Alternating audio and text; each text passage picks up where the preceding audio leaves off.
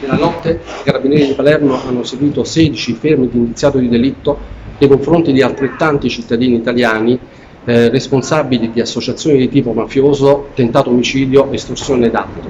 L'attività, coordinata dalla Direzione Distrettuale Antimafia di Palermo, ci ha consentito di intervenire preventivamente in contrasti forti, anche violenti, dell'organizzazione mafiosa Cosa Nostra e del potente storico mandamento di San Lorenzo Tommaso Natale, che cercava di riorganizzarsi con contrasti interni a seguito del tentativo scoperto dai carabinieri 2 anni fa di riorganizzare la cupola mafiosa sulla provincia di Palermo.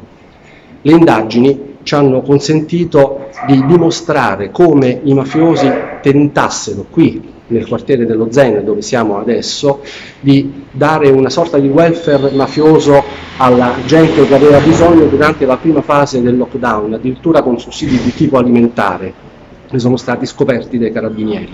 È un welfare che non porta nulla di buono.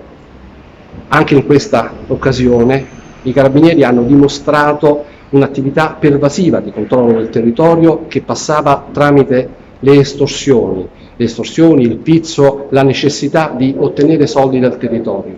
Dobbiamo ringraziare anche questa volta alcuni imprenditori, 5 che si sono posti al pizzo e che volontariamente si sono rivolti ai carabinieri per denunciarlo. Grazie ancora a questi imprenditori che ci consentono di avere fiducia nella parte sana di questa società. La mafia non può prevalere.